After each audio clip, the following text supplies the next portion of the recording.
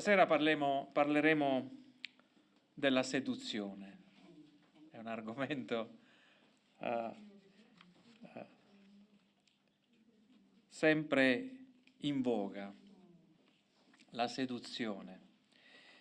In psicologia e sociologia e nel linguaggio comune, per seduzione si intende quel processo con cui una persona ne induce un'altra in modo deliberato o inconsapevole a intraprendere una relazione sentimentale o sessuale. Il termine viene dal latino frazionando la parola in due parti: seducere, quindi portare a sé. Cercare di spingere l'altro ad uscire fuori dal proprio cammino per intraprenderne un altro. Entrando nell'area della psicanalisi, quindi in un linguaggio più tecnico, la seduzione è una pratica del soggetto nella sua vita di relazione, caratterizzata da una strategia protesa ad attrarre l'altro in un gioco pericoloso.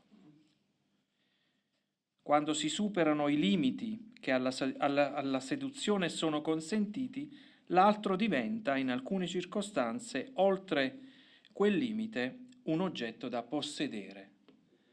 Quindi la seduzione ha a che fare con chi fa da padrone e in qualche modo chi diventa l'oggetto di questa seduzione. In realtà chi seduce assume una posizione padronale, di controllo, conducendo a sé l'altro per ottenere i suoi favori o servizi, riconducendo il sedotto, quindi colui che è tirato a sé, ad un semplice oggetto. In un certo senso la seduzione abbraccia più aree delle relazioni e non solo quelle legate alla sfera della sessualità. Un benvenuto allo studio del venerdì, analizzando Proverbi 7. Questa sera entreremo nel testo biblico portando con noi sia il significato della seduzione, quindi condurre a sé, e sia le motivazioni che spingono alla seduzione, ovvero assumere un ruolo nella relazione. In linea di massima, il rapporto dell'essere umano con il sesso non sarà mai libero da conflitti, perché oltre ai benefici dell'estasi, della gioia, dell'appagamento, possiamo dire tutto quello che dà piacere, porta con sé una quota di turbamento e di inquietudine e un pizzico di follia. E questa inquietudine o turbamento ci disturba se non è guidata, controllata, portandoci fuori da ciò che Dio afferma su questo argomento, diventando vittime di seduzioni o seduttori spietati. Potremmo dirci questa sera come possiamo curare la nostra inquietudine che la seduzione porta con sé? Proviamo a leggere Proverbi capitolo 7, potendo già definire un principio di massima. Possiamo essere sedotti, questo era il titolo anche del piccolo trailer, ma non abbandonati dal Padre, nel momento in cui chiederemo alla saggezza, alla intelligenza di orientare le nostre vite. Proverbi capitolo 7, leggeremo l'intero capitolo. Figlio mio, custodisci le mie parole e fai tesoro dei miei precetti. Osserva i miei precetti e vivrai. Custodisci il mio insegnamento come la pupilla degli occhi. Legateli alle dita, scrivili sulla tavola del tuo cuore. Dì alla sapienza, tu sei mia sorella, e chiama intelligenza amica tua, affinché ti preservino dalla donna altrui, dall'estranea che usa parole seducenti. Ero alla finestra della mia casa, dietro la mia persiana, e stavo guardando. Vidi tra gli sciocchi scorsi tra i giovani un ragazzo privo di senno, che passava per la strada, presso l'angolo dove essa abitava, e si dirigeva verso la casa di lei, al crepuscolo, sul declinare del giorno, quando la notte si faceva nera, oscura, Ecco farglisi incontro una donna in abito da prostituta e astuta di cuore, turbolenta e proterva, che non teneva piede in casa, ora in strada, ora per le strade e in agguato presso ogni angolo. Essa lo prese, lo baciò e sfacciatamente gli disse: «Dovevo fare un sacrificio di riconoscenza. Oggi ho sciolto i miei voti, perciò ti sono venuta incontro per cercarti e ti ho trovato. Ho abbellito il mio letto con morbidi tappeti, con coperte ricamate con filo d'Egitto, l'ho profumato di mirra, di aloe e di cincinnamomo. Vieni, inebriamoci d'amore fino al mattino, sollaziamoci in amorosi piaceri, poiché mio marito non è a casa, è andato in viaggio lontano. Ha preso con sé un sacchetto di denaro, non tornerà a casa che al plenilunio». Lei lo sedusse con le sue molte lusinghe, lo trascinò con la dolcezza delle sue labbra. Egli le andò dietro subito, come un bue va al macello, come uno stolto è condotto ai ceppi che lo castigheranno, come un uccello si affretta al laccio senza sapere che è teso contro la sua vita finché una freccia gli trapassi il fegato. Ora dunque, figlioli, ascoltatemi, state attenti alle parole della mia bocca. Il tuo cuore non si lasci trascinare nelle vie di una tale donna, non ti sviare per i suoi sentieri, perché molti ne ha fatti cadere feriti a morte e grande il numero di quelli che ha uccisi. La sua casa è la via del soggiorno dei defunti, la strada che scende in grembo alla morte. Fin qui la parola del Signore questa sera. Una domanda, la prima delle tante che questa sera cercheremo di porci per interrogare, entrare nell'ambito della seduzione. Perché la sessualità è importante per Dio? Lui sta in cielo e noi stiamo in terra. Quale differenza può fare ai suoi occhi le nostre singole vite? Riflettiamo sul primo comandamento. Ama il Signore Dio tuo con tutto il tuo cuore e con tutta l'anima tua. Come mai Dio ci prescrive di amarlo intensamente? Ama il Signore Dio tuo con tutto il tuo cuore e con tutta l'anima tua. Come mai ci prescrive di amarlo così? Passione, intensità, totalità, un amore unico. Si ama in terra e sotto il cielo perché siamo stati amati dal principio. L'amore non viene dall'evoluzione, piuttosto proviene dalla creazione.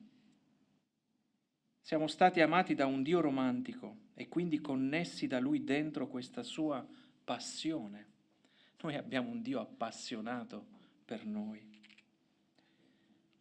Il Vangelo rivela che Dio ha tanto amato il mondo, che ha dato. Ma non è un amore platonico, è un amore passionale. Così la sessualità è l'espressione finale di una forte passione che parte dal presupposto di un'alleanza, della scelta di andare a cercare uomini e donne da amare, un amore che si vuole esprimere all'interno di un disegno che Dio ha creato e voluto, quello del matrimonio. Ci si innamora l'uno dell'altra, si prendono accordi di cosa si vuole fare insieme, si esprimono voti di fedeltà l'uno all'altro, si uniscono sessualmente per vivere una vita insieme. Anche questo modello di unione viene offerto da Dio stesso quando chiede al Figlio di amare la sua Chiesa e di sacrificarsi per essa e di andarla a cercare. Perché il cammino della Chiesa, il cammino di quelli che poi saranno la sua Chiesa, era un po' come quel cammino di quel giovane sciocco alla ricerca di esperienze. Cristo è venuto sulla nostra strada che era diametralmente opposta e ci è venuto a cercare. Ci è venuto a cercare al crepuscolo, quando un giovane sciocco si è incamminato nella strada della seduzione. Pertanto tutto quello che riguarda la sessualità di qua giù riguarda il Dio di lassù, perché siamo stati grandemente amati. Lui ha manifestato una forte ed intensa passione. Allora andiamo a rileggere i primi 5 versetti. Figlio mio, custodisci le mie parole, fai tesoro dei miei precetti, osserva i miei precetti e vivrai. Custodisci il mio insegnamento come la pupilla degli occhi, legateli alle dita, scrivili sulla tavola del tuo cuore. Dì alla sapienza, tu sei mia sorella, e chiama l'intelligenza amica tua, affinché ti preservino dalla donna altrui, dall'estranea che usa parole seducenti. Proverbi ci parla in un linguaggio che si possa già comprendere una relazione consolidata tra un padre ed un figlio, che necessita solo di un rinforzo, di un continuo monitoraggio. Questo padre che sta dietro una finestra è molto significativo. Chiama il figlio, vieni a guardare cosa succede giù in città. C'è una confidenza, c'è un consenso, è un padre accreditato per poter far avvicinare il figlio a guardare ciò che accade sulla strada. Figlio mio è una delle parole più profonde che un genitore possa dire al proprio figlio. Figlio mio, custodisci le mie parole, fai tesoro dei miei precetti. I figli devono diventare eredi di ciò che hanno ricevuto, affinché possano fare esperienza nel mondo. Aggiungo anche un mondo decaduto, perché quello che sta vedendo è la realtà della situazione, attraverso ciò che hanno ricevuto dal padre e dalla madre. Figlio mio, vieni a vedere cosa accade per le vie della città.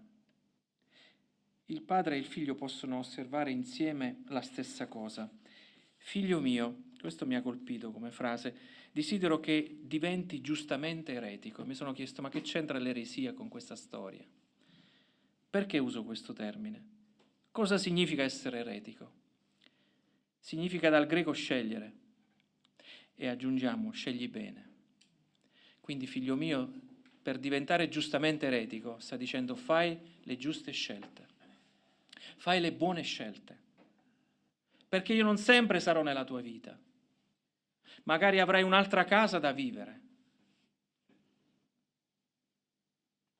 Cosa si può guardare da una finestra in modo metaforico? Prendiamola come un'occasione per osservare ciò che ci circonda. Eccolo cosa vede il papà insieme al figlio. Versetti 6 a 9. Ero alla finestra della mia casa, dietro la mia persiana, e stavo guardando.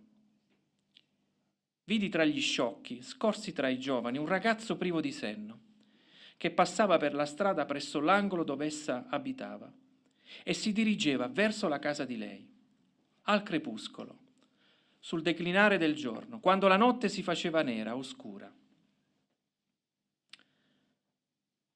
Il padre ha visto qualcosa e vuole che anche suo figlio veda la stessa scena. Forse è adolescente, questo figlio che è in casa, come quel giovane che sta camminando per la strada. Vieni a vedere, figlio mio, vorrei farti vedere le 3 fasi della seduzione. La seduzione prima sarà sempre sulla tua strada. Sempre. Sia la donna e sia il giovane stanno sullo stesso percorso. Secondo aspetto, la seduzione sarà caratterizzata non solo da un incontro, ma anche da un appassionale e seducente dialogo che genera delle aspettative. Un conto è partire e non sapere dove andare, e un conto è l'incontro con la seduzione. Terzo aspetto, la seduzione ti trascina dalla parte del seduttore, perdendo il controllo di te stesso. Possiamo fare un identikit del giovane che cammina sulla strada? Ce lo dice il testo biblico. È una persona semplice. Spesso questo termine ci parla di modestia, di poche pretese. In realtà è una persona petit, che dall'ebraico significa essere aperta, che tiene aperte tutte le opzioni possibili. Significa che non ha delle convinzioni. La sua curiosità lo spinge a provare nuove esperienze, sceglie il crepuscolo della sera per non farsi notare, sceglie l'oscurità per meglio aprirsi alla novità. Quella sera è così irrequieto che decide di esplorare ciò che non ha conosciuto. Forse vuole solo provare e poi tirarsi indietro all'ultimo momento. Guardate che capita, Vado, arrivo, però sono sicuro che poi torno indietro. Ma non è il suo caso, non sarà il suo caso. Forse voglio provare solo un brivido, ma poi tornerò indietro. Però voglio conoscere. Aperto ad ogni opzione possibile, debole nelle convinzioni e quindi in ciò che lui crede, giunge al posto sbagliato e al momento sbagliato. La seduzione incontra la vittima con la quale vuole giocare. Ritornando al principio, alle note introduttive, c'è una vittima, c'è un oggetto da conquistare attraverso il seduttore. Versetti 10 a 12. Ecco farglisi incontro una donna in abito da prostituta e astuta di cuore, turbolenta e proterva, che non teneva piede in casa, ora in strada, ora per le piazze e in agguato presso ogni angolo. Dal camminare dell'uno verso l'altro, sullo stesso percorso, ora siamo arrivati al luogo dell'incontro, all'angolo della piazza. Come si presenta questa donna? Si presenta divisa in se stessa. Perché parlo di una divisione interiore? I suoi vestiti dicono che è una prostituta, quindi lascia intendere chi è veramente, le sue intenzioni, ma il suo cuore rimane astuto, dice il testo. Non si lascia coinvolgere in quella relazione con i propri sentimenti. Lei è incapace di costruire relazioni, sa dare solo il suo corpo e lo prepara per un incontro e quel giovane non ha nessuna idea di cosa lo attende. Quella attrazione ostentata dai vestiti e dal suo corpo nascondono un cuore in tumulto. Il suo cuore non conosce l'amore, così come Dio lo ha pensato sin dall'inizio. Il suo cuore non è per il giovane, ma non lo è neanche per suo marito, perché i suoi piedi non sono stati mai nella casa sua. Versetto 11. Turbolenta e proterva, che non teneva piede in casa. Diciamo che la temperatura aumenta. Tanto siamo al crepuscolo di una serata, chi ci vede? E così arriva il buio, lontani dagli occhi indiscreti. Pensate all'immagine di questo padre col figlio dalla finestra di casa, sta facendo questi commenti, no? Pertanto la donna prende l'iniziativa. Ecco il testo cosa ci dice, versetti 13 a 15. Essa lo prese, lo baciò e sfacciatamente gli disse: dovevo fare un sacrificio di riconoscenza. Oggi ho sciolto i miei voti. Perciò ti sono venuta incontro per cercarti e ti ho trovato. Che bello essere trovati.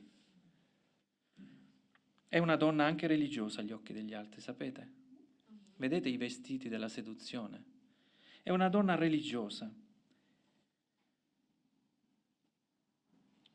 Ha potuto offrire alla divinità un sacrificio di riconoscenza. Così è andata al tempio, ha fatto l'offerta e una parte di quella carne lo avrebbe portato a casa per usarla per un pasto succulento. Forse una cananea. Non sappiamo cosa ci dice il testo, però quello che sappiamo lo possiamo dire.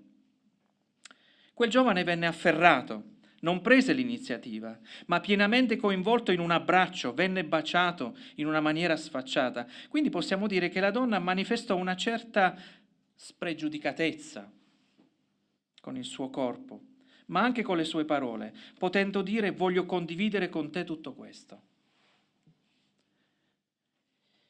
Sono venuta incontro a te per cercarti e ti ho trovato. Pensate. La seduzione cosa fa? L'inganno, ricordando che il suo cuore è custodito, astuto ci dice il testo, quindi senza amore, caratterizzato da una vera passione. La seduzione, come abbiamo detto al principio, è un gioco tra padrone e l'altro che diventa vittima di giochi perversi. Il giovane semplice, senza convinzioni, quindi petit dall'ebraico, si sente per un momento importante, ascoltando la donna: ti ho trovato, sei tutto quello che cercavo. Pensate, il giovane, esplorando la vita, pensa di aver trovato significato e valore nelle parole, questa volta, non solo nell'abbigliamento, in tutto quello che è stata l'iniziativa, ma nelle parole di questa donna. Allora la seduzione porta con sé diverse tecniche. Convince la vittima delle buone intenzioni di chi attiva la seduzione. Secondo aspetto, afferma di aver trovato la persona giusta, ideale.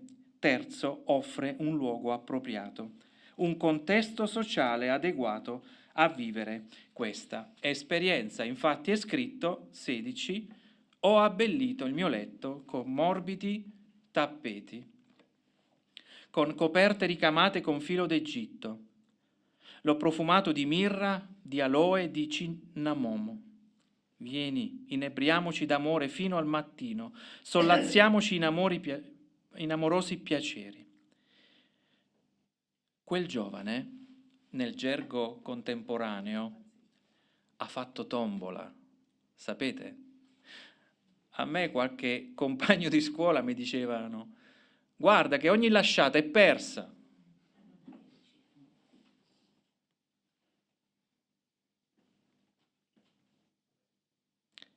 La sua curiosità, il suo essere semplice, lo sta per far entrare in un'esperienza che sembra entusiasmante, ma non lo è. La seduzione lascia vedere anche i suoi luccichi, i tappeti, un letto, la casa. Doveva essere anche una donna ricca, perché non tutti avevano tutte queste cose in casa, non tutte le prostitute erano così ricche. Profumi che stimolano la parte olfattiva dei sensi, la sicurezza di non essere sorpresi. Infatti saremo insieme fino al mattino, stai tranquillo. Stai tranquillo. La seduzione offre sesso sfrenato, ma senza amore, perché il cuore del seduttore è astuto. Avere una relazione sessuale completa con qualcuno significa dare espressione fisica a ciò che dovrebbe essere una relazione basata su un patto, stabile nel tempo, fedele e permanente. Se mancano tutti gli altri presupposti, fare sesso produce solo ferite e, aggiungo, sono ferite mortali. Lo vedremo alla fine. La seduzione ha qualcosa da dire perché staremo insieme tutta la notte senza fretta, donandoci completamente l'uno all'altro, mentre emotivamente, spiritualmente non abbiamo nulla da dirci. Si vive, di fatto, quella esperienza che danneggia sia il seduttore e sia il sedotto, perché è basata sulla menzogna, in una scissione della personalità. Versetti 19 e 20, poiché mio marito non è a casa. È andato in viaggio lontano. Ha preso con sé un sacchetto di denaro, non tornerà a casa che al plenilunio. Sapete qual è la tentazione più grande in questa storia? È proprio la menzogna, perché nessuno lo saprà. Questa è la tentazione più forte. Nessuno lo saprà. È interessante riflettere sul fatto che se questa donna, ma potrebbe essere anche un uomo, ha mentito al proprio partner, non mentirà pure al suo amante? La seduzione induce a mentire, costruisce una cultura della menzogna, non solo su chi seduce, ma anche su coloro che sono sedotti. Così, se in un giardino la menzogna ha preso possesso nella prima coppia, ora si vedono le sue ricadute nel mondo reale. Figlio mio, guarda, stiamo alla finestra, stiamo osservando ciò che accade. Allora mi sono messo nei panni di questa donna e ho cercato di capire perché pratica la menzogna. Oppure perché pratica la seduzione? Abbiamo diversi modi di leggere la menzogna. Alcuni pensano che le bugie sono a fin di bene, quindi può succedere, ma non è il nostro caso. Altri invece ritengono che sia un processo che caratterizza la comunicazione umana, quindi noi abbiamo bisogno di dire le bugie in un mondo di relazione. Ma quello che più identifica questa situazione è che la menzogna, per questa donna, è il suo modo di funzionare per sopravvivere. Cioè lei deve mentire per sopravvivere, non per vivere, per sopravvivere. I suoi vestiti, il suo corpo attraente, i suoi baci nascondono una grande inquietudine. La sua vita non è vita, sta solo sopravvivendo a se stessa. Quando noi utilizziamo il termine sopravvivere, è per denunciare o uno stato di ristrettezza economica, spesso lo diciamo, oppure stiamo affrontando una situazione di disagio, di dolore, di sofferenza. Quante volte abbiamo detto sopravvivo a questa situazione? Questa donna sopravvive a se stessa. Esiste solo se seduce. Questo è il suo problema, continuamente, portando quel giovane, la sua vittima di turno, al suo destino. La menzogna nasconde anche un'altra verità: Dio non esiste. Se nessuno lo saprà, Dio non esiste. E mentre crediamo che sia così, la vittima del seduttore compie dei passi conseguenti a quella negazione. Versetti 21 a 23, lei lo sedusse con le sue molte lusinghe, lo trascinò con la dolcezza delle sue labbra. Egli le andò dietro subito, come un bue va al macello, come uno stolto è condotto ai ceppi che lo castigheranno, come un uccello si affretta al laccio, senza sapere che è teso contro la sua vita, finché una freccia gli trapassi il fegato. La dolcezza, la sensualità, potete immaginare quell'incontro come è andata, cioè cosa si sono detti fuori dalla casa, la dolcezza, la sensualità, le parole, si uniscono però alla guerra. Questo è l'elemento che porta la seduzione in sé, porta l'elemento amaro della guerra. Svelano anche le ferite mortali inferte alle proprie vittime. La seduzione gode del sangue versato. Gli effetti della pornografia sono proprio gli stessi. Non solo crea dipendenza, il giovane viene prima trascinato, ma poi va alla seduzione. Infatti è scritto: egli le andò subito dietro. C'è una fase di iniziativa, lo cattura, però lui si lascia andare. Pertanto, nello stesso modo come quel giovane fu prigioniero di quella donna, così lo si è della pornografia. È chiaro che adesso ci dobbiamo porre una domanda: come uscirne? Noi leggiamo la parola del Signore per avere delle risposte. In realtà noi amiamo sia la prostituta e sia il giovane sciocco, perché entrambi hanno bisogno di ravvedimento. Come uscirne? Ritornando, cercando altre intimità di relazioni.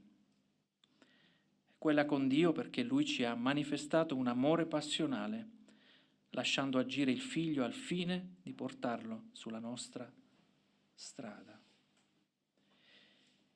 Quel cammino nelle vie della città, all'oscurità, al crepuscolo della giornata, era caratterizzato dalla mancanza di lampade. Non c'erano le luci. Quello che manca ad entrambi è il desiderio. È il desiderio di essere amati, la bellezza di essere amati. Non c'è Dio in questa storia perché entrambi non lo hanno conosciuto. È bello essere amati ed amare. Entrambi lo desideravano, ma il cuore della donna era completamente diviso dal suo corpo. Per essere amati bisogna appartenere a qualcuno. Perché si vive in coppia? Stasera ci sono diverse famiglie, diverse coppie qui. Perché si vive in coppia? Una poesia di Cesare Pavese, poeta e scrittore contemporaneo, scrive: bisogna fermare una donna e parlarle e deciderla a vivere insieme, altrimenti uno parla da solo. È per questo che a volte c'è lo sbronzo notturno che attacca discorsi e racconta i progetti di tutta la vita. Cerchiamo altro, cerchiamo l'altro. L'autore ci dice che è un lavoro, un impegno, cerchiamo certezze al sentirsi amati rispetto alla propria amabilità. Sempre lo stesso autore scriverà: tu sarai amato il giorno in cui potrai mostrare la tua debolezza senza che l'altro se ne serva per affermare la sua forza. Questo è l'amore. Lo ripeto. Tu sarai amato il giorno in cui potrai mostrare la tua debolezza senza che l'altro se ne serva per affermare la sua forza. Lo stare insieme è un esercizio, quindi un lavoro, dove l'uno trova dimora nell'altro e dove l'altro possa sentirsi a casa. La donna, di fatto, non ha il piede in casa. E mi ha colpito questo passaggio. Come mai questa donna non ha il piede in casa? Versetto 11, turbolenta e proterva, che non teneva piede in casa. Il suo piede non è in una relazione affettiva. Ma anche il giovane ha necessità di uscire fuori della sua casa per cercare ciò che non avrebbe trovato in quella relazione. Mi sono chiesto, ma quale potrebbe essere la tua casa questa sera? Perché entrambi non sono in casa.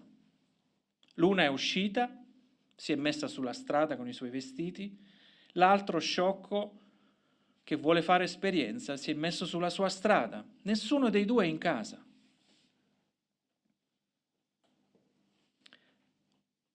La tua casa non è dove sei nato e la tua casa non è dove vivi.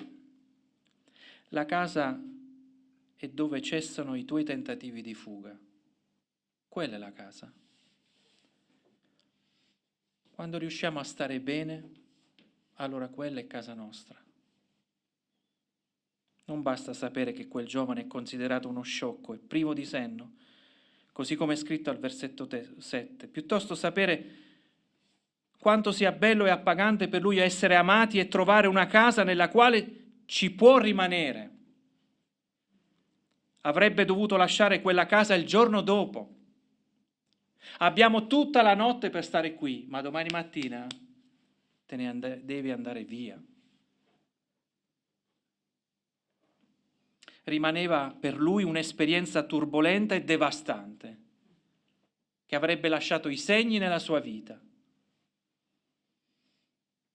Dove trovare l'amore che tanto desideriamo? Quale casa posso abitare che mi consenta di rimanerci? E così un certo Gesù, il Messia promesso, è venuto in casa sua e i suoi non lo hanno ricevuto. Possiamo dire non hanno voluto accoglierlo. Vangelo di Giovanni. Cosa significa? Cosa significa accogliere oppure cosa significa non riceverlo in casa? Significa che stiamo camminando su una strada come lo stavano facendo sia la prostituta e sia quel giovane quella sera. Entrambi non avevano una casa che consentiva loro di rimanere. Ad entrambi mancava una vera unione, entrambi provavano solo quella sessuale come tentativo di unire, ma il loro cuore era separato dal corpo, di fatto una unione parziale, come a volte accade anche con Dio, nel momento in cui non ci abbandoniamo pienamente a Lui, rimanendo solo in una unione nominale. Quello che voglio dire è ciò che è scritto in 1 Corinzi 6, che sembra descrivere il fallimento dei nostri personaggi e il bisogno che entrambi hanno di incontrare Gesù sulla loro strada. 1 Corinzi 6, 15 a 17, non sapete che i vostri corpi sono membra di Cristo? Prenderò dunque le membra di Cristo per farne membra di una prostituta? No, di certo. Non sapete che chi si unisce alla prostituta è un corpo solo con lei? Poiché Dio dice: i due diventeranno una sola carne, ma chi si unisce al Signore è uno spirito solo con Lui. Se Giovanni ci dice che egli è venuto in casa sua e i suoi non lo hanno ricevuto, è altrettanto vero, così come è scritto, che coloro che lo hanno ricevuto, egli ha dato il diritto di diventare figli di Dio, cioè a coloro che credono nel suo nome. Figlio mio, custodisce le mie parole. Adesso ritorniamo a quel primo versetto, così. Solo quando saremo nella relazione con Dio, solo nel momento in cui ci sentiamo e ci sentiremo pienamente amati, accolti, non avremo più bisogno di fuggire, andare per le vie della città con l'illusione di trovare ciò che manca e che non troveremo mai. Non devi più fuggire. Uscire così come ha fatto sia la donna che il giovane. Accettare Gesù nel cuore significa farlo entrare, farlo abitare nella tua casa spirituale per non fuggire più. Ci si unisce a Dio nel corpo e nello spirito. Ecco perché egli ripudia, odia ogni rapporto fuori dal matrimonio. Perché manca il requisito di un'alleanza e soprattutto, come la donna ha lasciato evidenziare, porta con sé il tradimento e la menzogna. Sia il tradimento e sia la menzogna denotano una non appartenenza all'altro e la mancanza di condivisione con l'altro. Cristo si è donato pienamente a te, venendo in casa tua, e tu ti doni completamente a Lui per fede. E così non dovrai più uscire di casa. Anche il tuo corpo gli appartiene. Ecco il messaggio indirizzato alla prostituta e al giovane sciocco. La Chiesa di Corinto era contaminata dagli stessi comportamenti assunti da entrambi i personaggi elencati in questa storia, ma avrebbero potuto incontrare Gesù su quella strada, perché Gesù è venuto a cercarli. Sedotti sì, ma non abbandonati dal Padre, il titolo del tema della riflessione di questa sera. Andiamo a leggere gli ultimi versetti dal 24 fino alla fine. Ora dunque, figliuoli, ascoltatemi. State attenti alle parole della mia bocca. Il tuo cuore non si lasci trascinare nelle vie di una tale donna, non ti sviare per i suoi sentieri, perché molti ne ha fatti cadere feriti a morte, e grande è il numero di quelli che ha uccisi. La sua casa è la via del soggiorno dei morti, la strada che scende in grembo alla morte. State attenti alle parole della mia bocca, ascoltatemi, figliuoli. Vi ho raccontato questa storia affinché vi spinga a riflettere. Da figlio mio siamo passati a figliuoli. È un messaggio non solo per il figlio che è in casa, al quale insegna la realtà della vita, ma adesso questo padre spirituale ha qualcosa da dire a tutti i figliuoli. L'unica persona che può avvicinarsi a noi è Cristo, perché è l'unico che ama, è l'unico che è venuto in casa sua affinché tu possa accoglierlo e rimanerci, non dovrai più fuggire.